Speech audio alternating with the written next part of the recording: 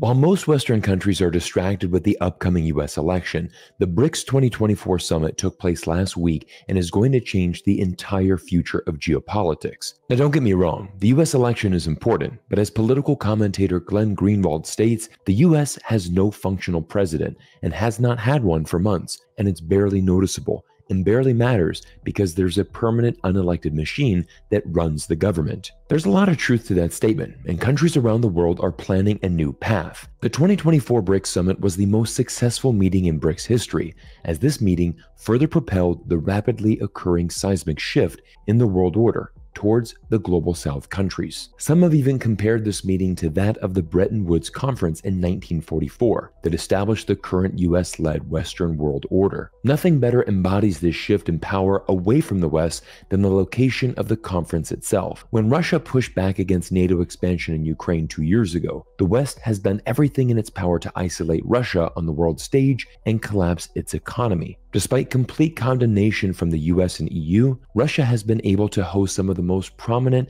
and influential leaders in the world. They also have an economy that is set to grow faster than all the advanced economies threatening them. This is a major red flag for Western countries moving forward, as the use of economic sanctions is no longer effective. 15 years ago, there was no alternative for developing countries. Your only option was to work with Western institutions that heavily favored the US and its allies. But all of this has changed with the rise of China, the formation of BRICS, and the shift to the multipolar world we now live in. In today's video, we're going to break down the 3 major developments from the BRICS 2024 Summit and show you exactly how it's going to change our world. The 2024 BRICS Summit was important as it marked the first since the admission of Egypt, Iran, Ethiopia, and the United Arab Emirates. Alongside Brazil, Russia, India, China, and South Africa, these nations formed the voting bloc within the alliance. With the success of the original partnership, paired with growing US instability, the floodgates have opened for countries seeking to join BRICS. 18 states have officially applied for membership. These applicants include key global players, from Venezuela's oil reserves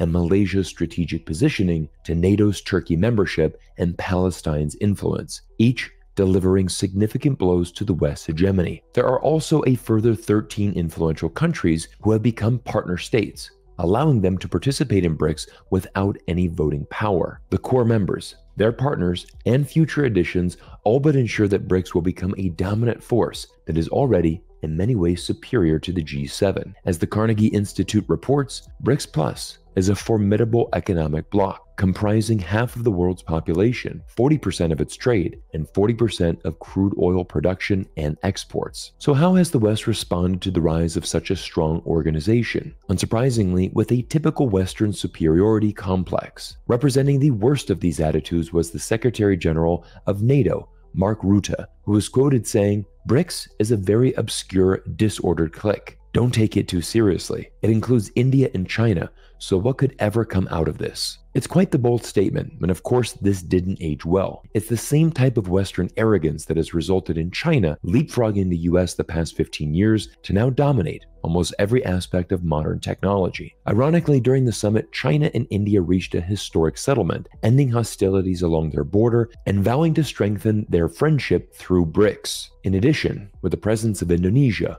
Malaysia, Thailand, and Vietnam in this partner category, it implies that BRICS, already dominant in Asia due to China and India's membership, will become the leading power in this region. Of course, if you listen to Western media, you'll hear a message that BRICS is an organization that is anti-West, but this claim is too simplistic and untrue. Just take it from the words of the former Egyptian foreign minister. Why is it when we do something, it's considered to be anti-West?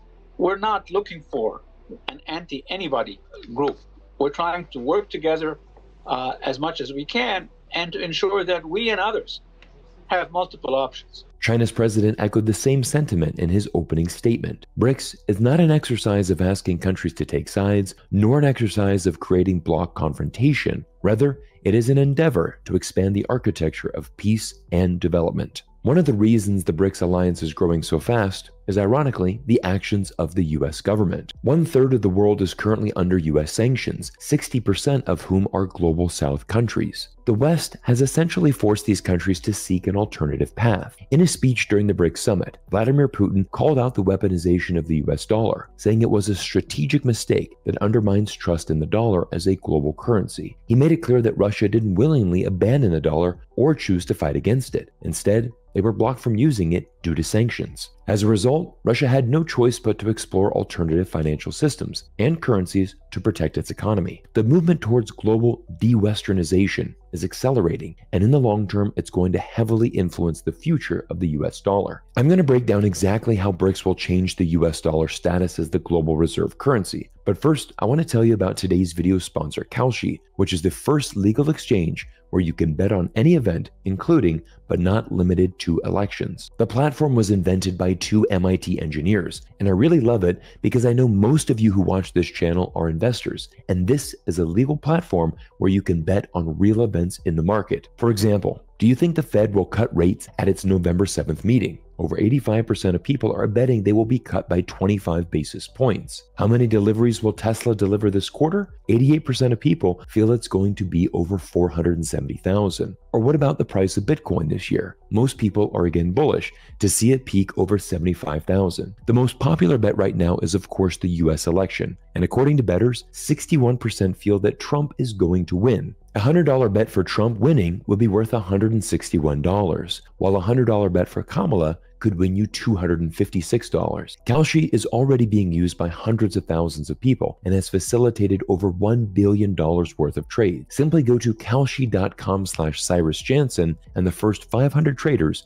who deposit $100 will get a free $20 credit. To learn more, simply click the link down below. But now let's take a look at the biggest announcement of the BRICS Summit and show you exactly how it will change the entire global financial system in the future and heavily influence the role of the US dollar. Up until now, when making payments across borders, countries must utilize the Western-led SWIFT system and use the dollar as an intermediary currency in all transactions. This is why the US dollar is the world's global reserve currency. Every country needs dollars to send international payments around the world. But of course, there is a major risk, as the US government has been steadily increasing economic sanctions every year. If your country does not fall in line with the US government, you will be cut off from the SWIFT network. There is no greater example of this than the sanctions imposed on Russia, and the US government restricting thousands of Russian banks from accessing SWIFT. But all of this will change with the creation of BRICS Clear, a settlement and clearing system for trade between BRICS members and the new partner countries. Transaction clearing will be handled through a stablecoin, which will be managed by the new developmental bank and serve as the unit of account, with final settlements occurring in local currencies. Headquartered in Shanghai, the NDB is an alternative to the US and EU-dominated IMF and World Bank, and is already having a profound impact on the developing world. By the end of 2023, the new development bank has already approved over 105 projects worth approximately $35 billion US. What's most interesting about the launch of BRICS Clear is that the system draws inspiration from the European Payments Union, which was operated between 1950 and 1958. At that time, transaction calculations and final settlement were done in US dollars. Now, for years, there have been rumors that BRICS would create a brand new currency backed by gold to de-dollarize around the world. But this year's summit confirmed that this indeed will not happen. Instead, BRICS will embrace blockchain technology and create a stablecoin that will serve as a unit of measure in all transactions and then settle all transactions in the respective local currency. The reason for this is simple. BRICS is a unique and diverse organization with members spread around the globe. The use of local currencies in trade will improve each country's own economy and also increase stability for each country's respective currency. But sending money overseas and conducting trade in multiple local currencies is complicated and will also require the use of an insurance company. It was also announced during this year's summit that BRICS will create its own BRICS reinsurance company, once again